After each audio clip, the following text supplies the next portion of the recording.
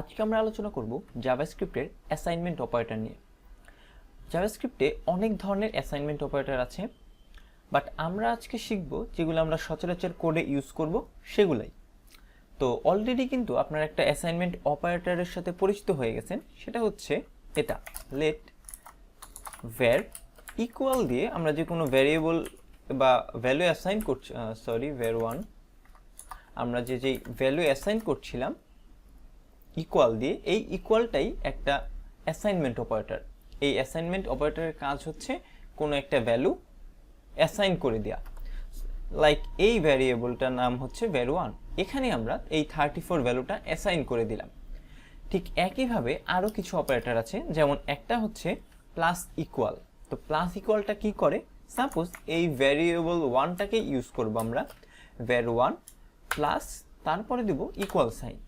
এরপরে আমরা যেই ভ্যালুটা লিখব সেই ভ্যালুটা আমার কারেন্ট যেই ভ্যারিয়েবল আছে এর সাথে যোগ হয়ে যাবে।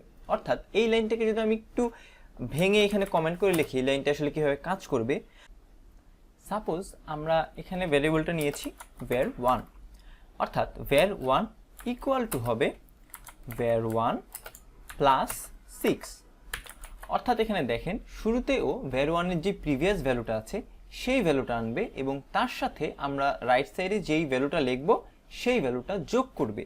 অর্থাৎ এই var1 এর এখন কারেন্টলি যে ভ্যালুটা থাকবে সেটা হচ্ছে 40। আমরা যদি এটাকে এখন প্রিন্ট করে দেখি,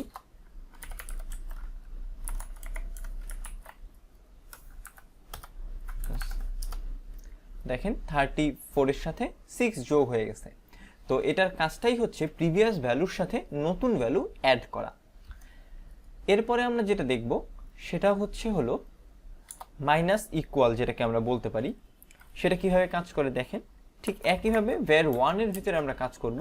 var1 মাইনাস চিহ্ন দিয়ে যদি ইকুয়াল দেই, তারপরে যেই ভ্যালুটা দিব সেই ভ্যালুটাও মাইনাস করে দিবে, ঠিক একইভাবে যেটা করেছিল প্লাস ইকুয়াল। এটাকে যদি আমরা এখন প্রিন্ট দিই var1 এবং এখানে এসে যদি আমরা প্রিন্ট দিই, দেখেন আমাদের 34 থেকে এই 4 মাইনাস হয়ে গেছে। ঠিক একইভাবে এখানে আমরা চাইলে ভাগও ইউজ করতে পারি, যেই ভাগটা ছিল আমাদের এটাতে যদি এখন আমরা রান দিই, দেখেন 34 ভাগ 4 হয়ে গেছে, 8.5 আসছে। ঠিক একইভাবে এটাতে চাইলে আমরা মাল্টিপ্লিকেশনের ক্ষেত্রেও ইউজ করতে পারি। আমার এক্সিস্টিং ভ্যালুর উপরে আমি চাইলে কোনো সংখ্যা গুণ করতে পারি। এটাকে যদি এখন আবার রান দিই 136। এর ছাড়াও যদি আমরা এখন জানতে চাই যে আমাদের কাছে আর কি কি এক্সপোনেনশিয়াল অপারেটর আছে, তার জন্য আমরা একটু ব্রাউজারে চলে যাচ্ছি।